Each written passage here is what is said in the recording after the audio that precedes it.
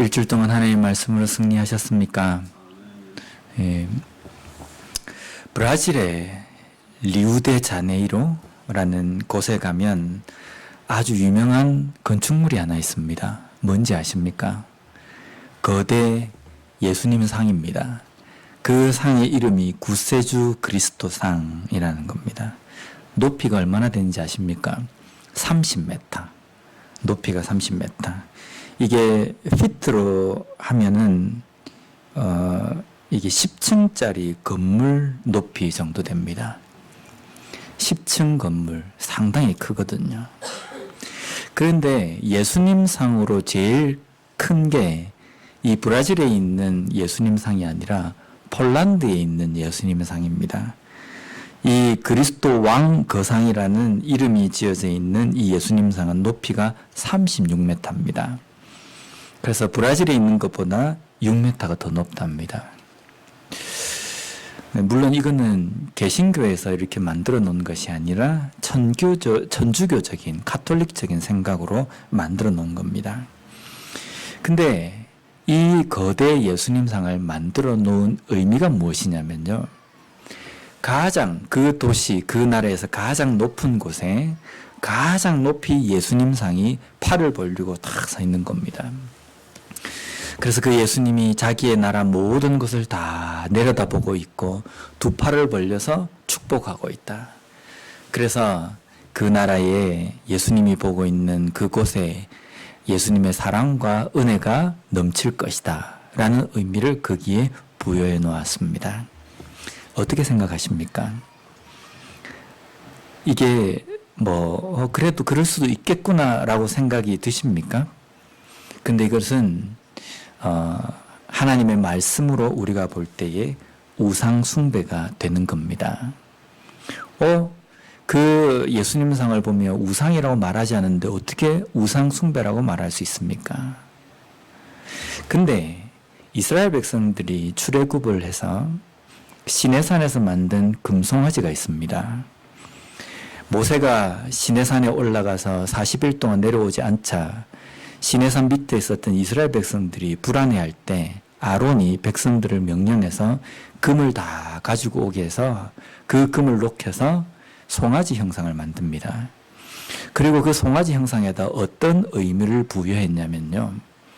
이 신이 너희들을 애굽에서부터 탈출시킨 여호와 하나님이다 라고 이야기합니다. 절대로 우상이란 말을 안 했습니다. 여호와 하나님이다 라고 한 겁니다. 이스라엘 백성과 또 이렇게 예수님 상을 만든 사람의 다른 점은요. 한쪽은 송아지 형상을 만들었다는 것이고 한쪽은 예수님의 모습이라고 이야기한 상을 만들었다는 겁니다. 송아지 형상을 만든 그것을 보고 하나님께서는 너희들이 여기에다가 하나님이란 의미를 부여했기 때문에 조금 잘못했다라고 말씀하지 않습니다. 이 백성이 방자히 행해서 우상을 만들었다라고 해서 하나님께서 이스라엘 백성들을 다 진멸하시려고까지 하셨다는 겁니다. 그러면 예수님의 형상이라고 만들어 놓고 거기에다가 의미를 부여한 오늘날에도 하나님은 똑같은 반응을 하신다는 겁니다. 이걸 예수님이라고 만들어 놓았기 때문에 뭔가 좀 다르지 않나? 다르지 않습니다. 똑같습니다. 하나님은 십계명에도 너희들을 위하여서 너희들의 마음에 평안을 주기 위하여서 존귀심을 주기 위하여서 하늘에나 땅이나 그 어떠한 형상을 만들지 말라고 하셨습니다. 그렇기 때문에 그것은 우상 숭배가 된다는 겁니다. 오늘날에는 은근히 우리 속에 들어와 있는 우상들이 참 많이 있습니다. 그 중에 한 가지가 뭐냐면요. 교회 건물 예배당입니다. 미국에는 잘 없는지는 모르겠습니다. 한국에서는요, 교회 건축을 할 때 교인들을 참여시키고 교인들에게 어떤 동기부여를 하기 위해서 왜 우리 교회가 큰 건물을 지어야 되는지에 대해서 이야기를 합니다. 우리 교회가 이 지역의 랜드마크로서 탁 지어지면 차를 타고 오고 가는 사람들이 교회 건물을 보며 하나님의 그 은혜를 깨닫고 하나님의 어떤 사랑을 느끼는 그러한 건물이 되어야 되기 때문에 우리 교회의 건물을 높게 크게 지어야 한다라고 이렇게 동기부여를 합니다. 예배당이 커야지만이 믿음이 커집니까? 예배당이 뭔가 쭈삣쭈삣 뭔가 화려해야지만이 예수를 믿는 사람들이 많아집니까?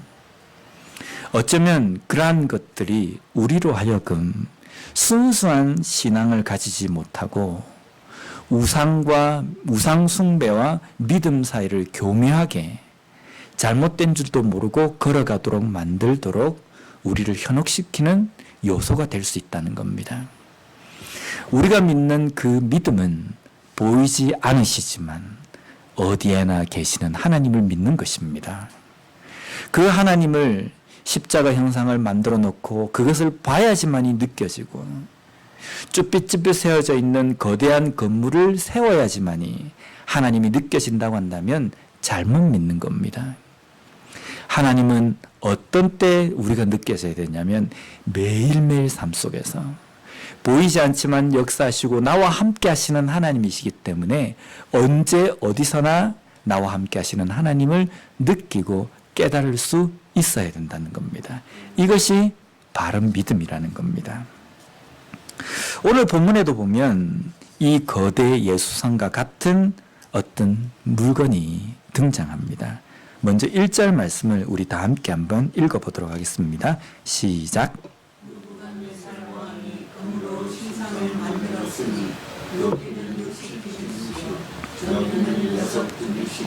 그것을 바벨론 지방의 두라 평지에 세웠더라. 아멘. 바벨론이 어떤 나라입니까? 남유다를 함락시킨 나라입니다. 남유다를 함락시키고 그 남유다 백성들을 노예로, 포로로 자기 나라에 데리고 온 그 나라입니다. 이 바벨론이라는 나라의 왕의 이름이 느부갓네살입니다. 이 느부갓네살이 오늘 본문에 보면 금으로 큰 형상을 하나 만들었답니다. 그 높이가 30m입니다. 리우데자네이루에 있는 예수님 상과 높이가 같습니다. 피트로 치면 98피트, 아파트 10층 높이입니다. 엄청나게 크잖아요. 그렇죠? 그 어마어마하게 큰 신상을 만든 이유는 자신의 왕권이 강력하다는 것을 과시하기 위해서입니다. 그리고 신하들에게 자신의 그 왕권을 인정하고 충성하게 하기 위해서 그 신상 앞에 절을 하도록 명령합니다. 또 느부갓네살이 이 30m나 되는 이 신상을 만든 이유가 또 다른 면으로 어떻게 해석을 하냐면요. 지금 바벨론이 누구를 함락을 시켰습니까? 남유다 백성을 함락시킵니다. 남유다 백성들이 누구입니까?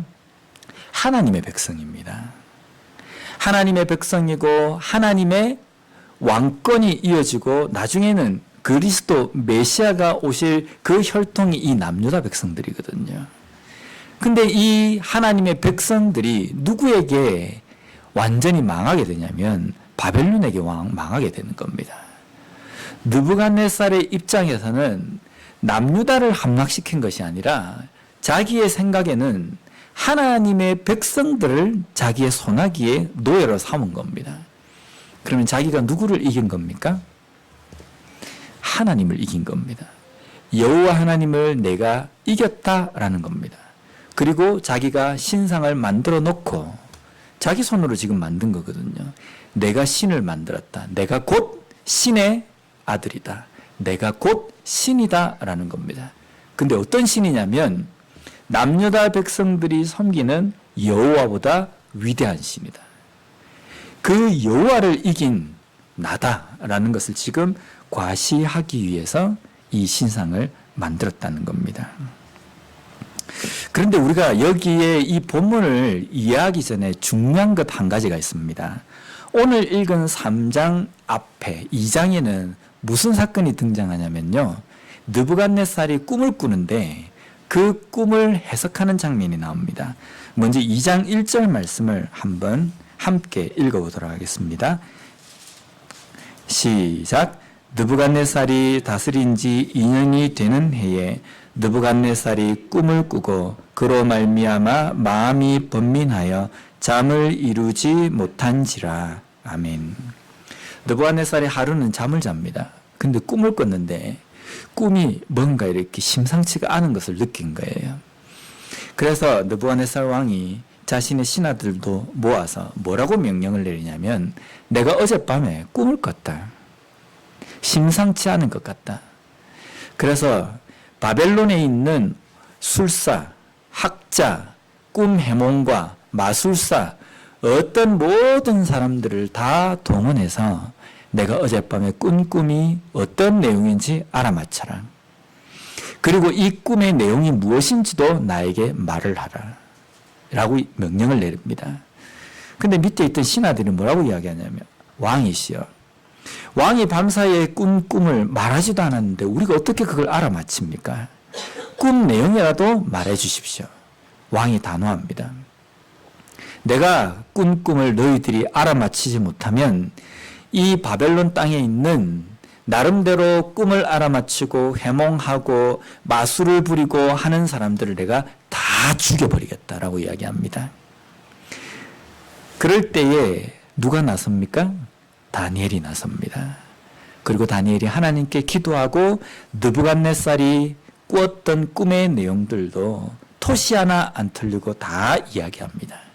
그리고 이 꿈의 내용이 어떤 것을 의미하는지 하나님의 뜻을 느부갓네살에게 알립니다. 다니엘의 이 일을 경험하고 난 다음에 느부갓네살이 뭐라고 고백하냐면요. 다니엘서 2장 46절 말씀에 우리 한번 읽어보도록 하겠습니다. 시작. 이에 느부갓네살 왕이 엎드려 다니엘에게 절하고 명하여 예물과 향품을 그에게 주게 하니라. 그리고 느부갓네살이 이렇게 고백합니다. 2장 47절입니다. 시작. 왕이 대답하여 다니엘에게 이르되 너희 하나님은 참으로 모든 신들의 신이요 모든 왕의 주제시로다. 내가 능히 이 은밀한 것을 나타내었으니 내 하나님은 또 은밀한 것을 나타내시는 이시로다. 아멘. 바벨론에도 자기 나라에서 섬기는 신이 있었습니다. 벨과 마르둑이라는 신입니다. 그리고 느부갓네살은 왕이기 때문에 신의 아들로 여겨졌습니다. 신과 같은 존재인 느부갓네살이 자기의 꿈을 맞춘 다니엘 앞에서 무릎을 꿇고 엎드려 절을 합니다. 그리고 향품과 예물을 그 다니엘에게 줍니다. 여기 향품과 예물을 주었다라는 이 단어는요, 이 신에게 드리는 제물을 이야기하는 겁니다. 그리고 땅에 엎드려 절했다라고 이야기하는 이 있을 수 없는 거거든요. 한 나라의 왕이, 그것도 오늘날의 대통령과 다릅니다. 신이라고 여겨지는, 신의 아들이라고 여겨지는 이 왕이 일개 포로로 온 노예의 그 청년 앞에서 엎드려서 절을 한다. 이 엎드려 절하다는 월십입니다. 경배한다라는 뜻이 담겨 있습니다.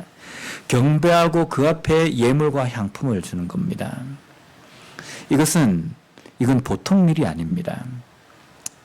그러고 난 다음에 여기에 보면 주게 하다라고 이렇게 예물 향품을 주게 하다라는 단어가 나오는데, 여기에 주게 하다는 이 단어는 히브리어로 레나사카라는 단어인데, 이것은 여호와 앞에 전제를 부어 드리는 것을 의미하는 나사크라는 단어의 아람어적 표현입니다.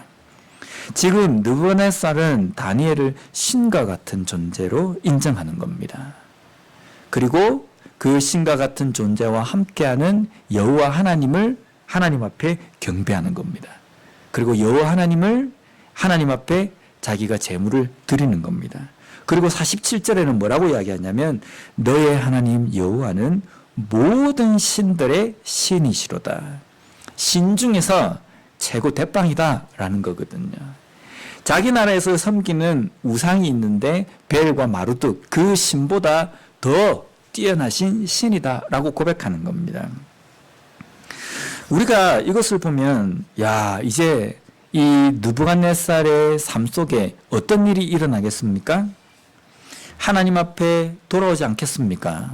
하나님의 그 기적도 경험하고 하나님께서 위대한 신임을 그의 입술을 통해서 고백을 했습니다.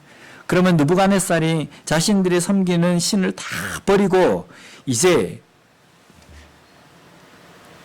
이스라엘 하나님 앞에 돌아오면서 구원받은 백성이 되었다라는 것이 나와야 되는 겁니다.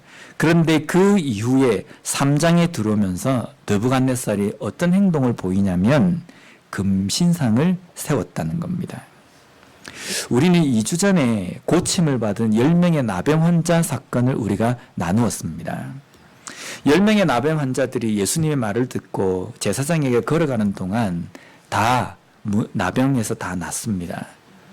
그런데 예수님 앞에 와서 엎드려 경배하고 감사를 드린 나병 환자는 사마리아인 한 사람뿐이었습니다. 나머지 사람들은요, 다 그냥 도망갔습니다. 우리가 내가 기적을 맛보고 내가 어떤 체험을 했다고 해서 내 믿음이 그때부터 쭉 이어지는 것이 아니라 내가 기적을 맛보고 내가 무언가를 체험했다 할지라도 우리의 믿음은 그로부터 시작을 해서 내 생명이 다하는 그날까지 오직 하나님만 바라보고 하나님을 섬기며 하나님의 말씀만 붙들며 살아가는 삶이 될 때에 우리가 구원의 그 길로 골인할 수 있다라고 우리가 나누었습니다. 결국은 우리가 믿음을 어떤 기적을 맛보았느냐가 중요한 것이 아니라 내가 지금 한번 고백했느냐 이것이 중요한 것이 아니라 매일매일 삶 속에서 그 믿음의 고백을 하며 하나님의 말씀을 붙들며 사는 것이 중요하다고 우리가 말씀을 드렸습니다. 왜 그러냐면요, 마태복음 13장에 보면 예수님께서 비유로 말씀하신 것 중에 씨 뿌리는 비유가 나옵니다. 그 중에 마태복음 13장 18절에서 23절까지 말씀인데 이건 좀 기니까 제가 한번 읽어보겠습니다. 잘 들어보십시오. 그런즉 씨 뿌리는 비유를 들으라. 아무나 천국 말씀을 듣고 깨닫지 못할 때는 악한 자가 와서 그 마음에 뿌려진 것을 빼앗나니 이는 곧 길가에 뿌려진 자요. 돌밭에 뿌려졌다는 것은 말씀을 듣고 즉시 기쁨으로 받되 그 속에 뿌리가 없어 잠시 견디다가 말씀으로 말미암아 환난이나 박해가 일어날 때에는 곧 넘어지는 자요. 가시떨기에 뿌려졌다는 것은 말씀을 들으나 세상의 염려와 재물의 유혹에 말씀이 막혀 결실하지 못하는 자요. 좋은 땅에 뿌려졌다는 것은 말씀을 듣고 깨닫는 자니 결실하여 어떤 것은 100배, 어떤 것은 60배, 어떤 것은 30배가 되느니라 하시더라. 아멘. 여기에 보면 길가에 뿌려진 씨앗은 하나님의 말씀을 듣고 깨닫지 못하는 겁니다. 그런데 그 외에 돌밭과 가시밭길에 뿌려진 씨는요, 하나님의 말씀을 듣고 감사하고 찬송도 합니다. 그리고 기쁨으로 어떤 체험도 하는 겁니다.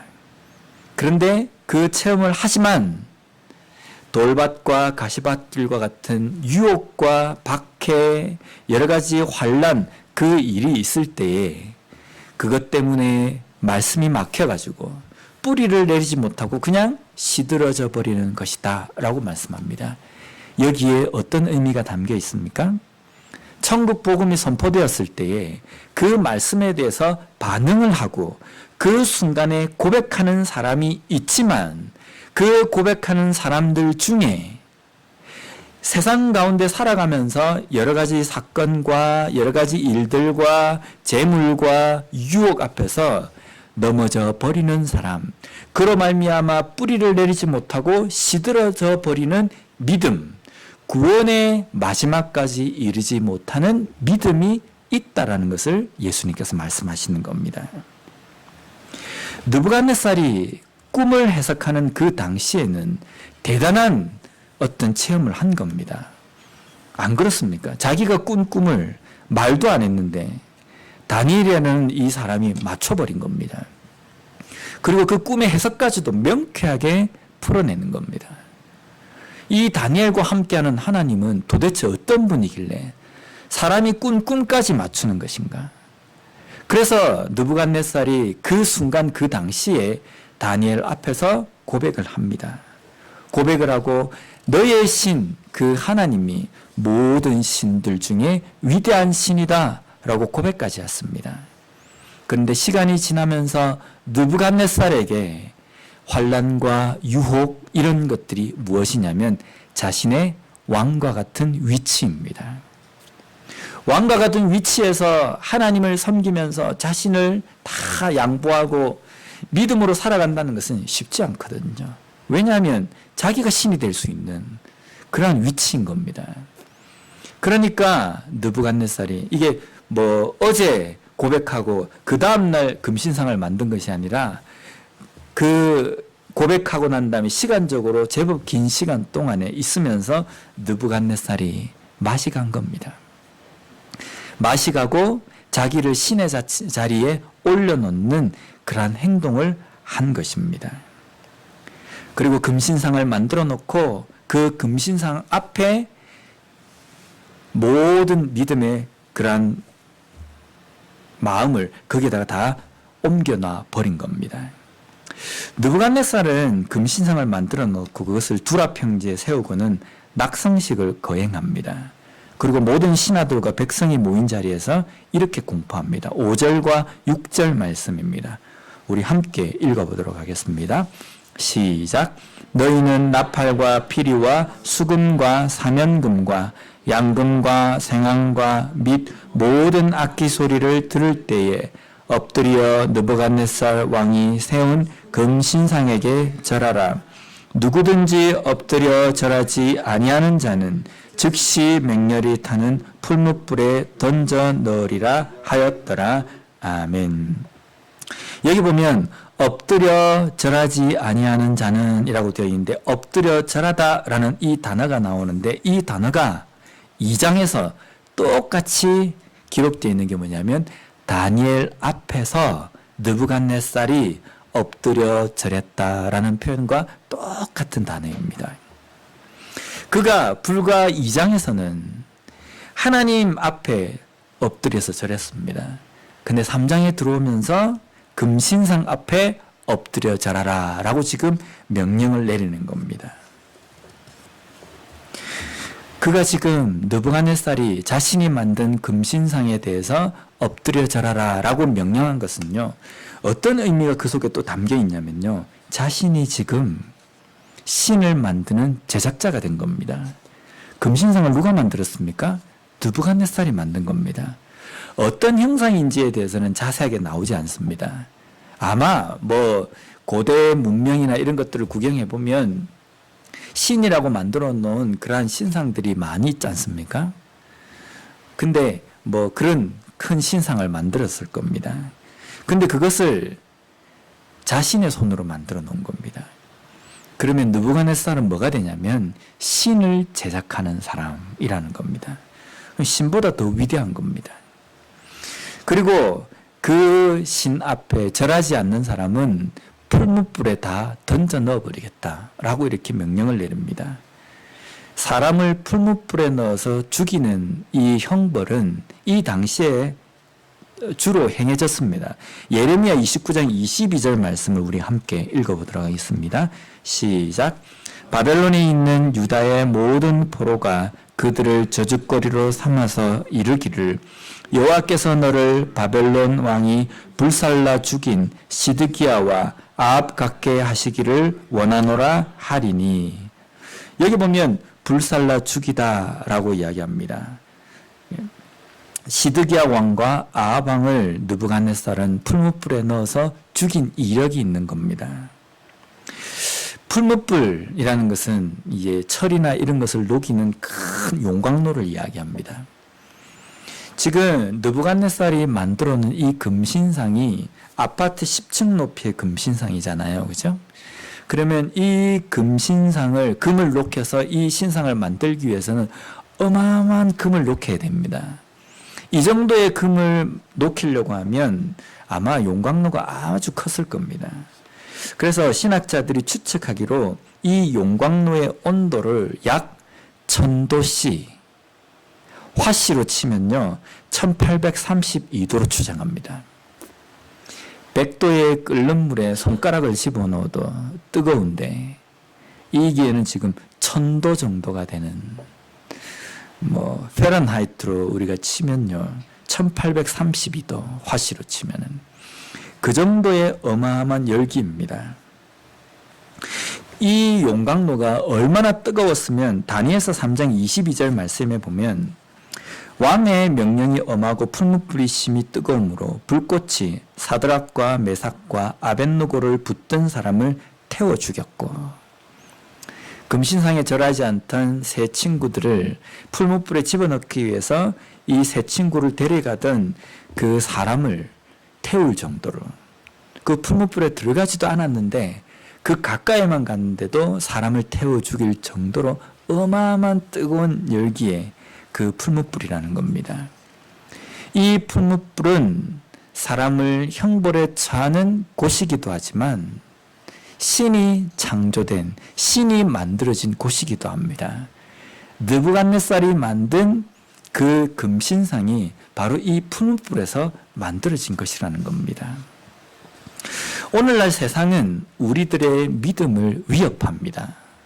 어떻게 위협합니까? 교회 나가지 마라. 교회 안 나가도 좋은 것이 많다. 신앙생활 하지 마라. 교회 나가봤자 교회 다니는 사람들 행동 보면 치가 떨리지 않느냐. 목사도 목사고, 목사도 온갖 구설수에 오르고, 교회에서 싸우고 찢고 뽑고, 차라리 교회 안 나가고 집에서 그냥 성경 읽는 게 낫다. 기독교만 구원이 있느냐? 다른 종교에도 구원이 있다. 뭐든지 열심히만 믿으면 천국 간다. 이런 유혹이 우리들 속에 있습니다. 그런데 이런 유혹을 불의 온도로 치면 약 몇 도 정도 될 것 같습니까? 성냥개비 하나 정도 켠 그 정도의 뜨거움이라고 생각하십니까? 세상은요, 우리의 믿음을 뿌리채 흔들기 위해서 유혹하고 위협합니다. 근데 그 위협하고 유혹하는 정도가 표현되어지는 것은 별거 아닌 것 같아요. 그런데 그 밑바닥에 있는 그 온도는 바로 이 펄펄 끓는 풀무불과 같은 1000도 이상이 되는 온도입니다. 그래서 그 미끼를 조금이라도 덥석하고 물면 곧바로 빨려 들어가서 타버립니다. 흔적도 없이 없어진다는 겁니다. 물질에 유혹받는 것 별거 아닌 것 같잖아요. 그죠? 조금 내가 이 물질대로 살아가다가 나중에 내가 빠져나올 수 있다. 아닙니다. 세상이 우리의 믿음을 흔들기 위해서 앞에다가 놓아놓은 덫은 1000도씨의 풀무불입니다. 그까지 가까이 갈 때는 별거 아닌 것처럼 느껴집니다. 근데 가까이 가면요, 풀무불 중심에 뛰어들지 않아도 우리를 태워버릴 만큼의 어마어마한 위협이라는 겁니다. 이것만 그렇습니까? 다니엘이 처한 그 위협도 마찬가지지 않습니까? 사자굴에 쳐넣는 것. 아이고, 사자, 내가 어떻게 위협하면 이길 수 있지 않겠는가? 근데 그 사자굴에 다니엘을 모함해서 했던 사람들을 그 안에 집어넣으니까 그 사자가 그 사람들을 어떻게 했습니까? 뼈까지 으스러뜨려 버립니다. 사자가 그냥 할짝할짝 핥는 정도가 아니라 뼈까지 부스러뜨려 버린다는 겁니다. 우리의 믿음은 항상 위협받고 있습니다. 어떻게 하면 뿌리채 흔들어 버릴 것인가? 어떻게 하면 뭔가 조금이라도 잘못된 것을 딱 생각해서 나중엔 결과적으로 걷잡을 수 없도록 만들 것인가? 그 온도가 1000도씨입니다. 그 위협이 뼈까지 으스러뜨리는 사자와도 같은 위협입니다. 그러한 위협 속에서 우리는 어떻게 신앙생활을 해야 되겠습니까? 우리의 믿음을 지키기 어렵습니다. 하나님의 말씀대로 믿음으로 살아가기에 이 세상은 너무너무나도 어려운 세상입니다. 우리는 못합니다. 그 앞에 서버리면 타버리고 뼈까지 으스러져 버립니다. 그런데 우리는 그렇게 살아야 합니다. 믿음을 지키며 살아야 합니다. 어떻게 살 수 있냐면 하나님께서 도우시면 됩니다. 하나님께서는 풀무불에 들어간 새 친구들도 머리털 하나 상하지 않도록 지켜주셨습니다. 가능합니까? 어떻게 그 일이 가능합니까? 가까이 가도 탈 정도인데 어떻게 풀무불에 던져진 새 친구가 머리털 하나도 상하지 않을 수 있습니까? 사자굴에 들어갔는데도 하나님께서 사자의 입을 봉하셔가지고 오히려 사자의 품 안에서 밤새도록 다니엘이 편안한 단잠을 잤습니다. 뼈까지 으스러뜨리는 사자굴에서 어떻게 그렇게 안전할 수 있습니까? 하나님께서 함께 하셨기 때문입니다. 하나님께서 함께 하시고 하나님께서 우리를 지켜주시고 하나님께서 우리에게 그 믿음의 힘을 주시면 풀무불과 같은 천도시가 되는 그 온도 가운데서도 우리는 믿음을 지키며 살 수 있는 겁니다. 그 무시무시한 사자의 위협 속에서도 우리는 안전하게 거할 수 있다는 겁니다. 그래서 이 땅 가운데서 우리의 믿음을 지키며 살아갈 수 있는 방법은 내 힘과 내 능력과 내가 지금까지 살아온 인생의 경륜, 믿음의 경륜을 우리가 과시하지 않고 겸손하게 매일매일 하나님 앞에 하나님 나는 연약합니다. 하나님 나는 부족합니다. 한순간이라도 하나님께서 나와 함께 하시지 않으면 나는 쉽게 넘어져 버리고 자빠져 버립니다. 하나님 나를 붙들어 주십시오라고 기도하면서 눈을 떠도 하나님의 말씀, 눈을 감아도 하나님의 말씀, 그 말씀 묵상하며 그 말씀 붙들며 살아갈 때에 풀무불과 같고 사자굴과 같은 이 세상 가운데서 믿음을 지키며 당당하게 살 수 있다는 겁니다. 내가 한번 기적을 경험했기 때문에 내 삶 속에 과거에 하나님께서 나에게 이런 표적을 보여주셨기 때문에 나는 결코 하나님께서 나를 버리시지 않을 것이다. 나는 끝까지 갈 것이다. 자만하지 않았으면 좋겠습니다. 그러한 가운데서도 하나님께서 나를 붙들어 주셔야 하고 내 목숨이 다하는 그날까지 내 믿음이 끝까지 버텨내고 견딤으로 말미암아 그 영생의 그 구원의 꼴에 내가 들어갈 수 있다라는 그것을 우리가 깨닫고 매일매일 삶 속에 하나님과 말씀을 의지함으로 말미암아 우리의 믿음의 경주를 잘 달려갈 수 있는 우리와 우리 교회가 되었으면 좋겠습니다. 기도하겠습니다.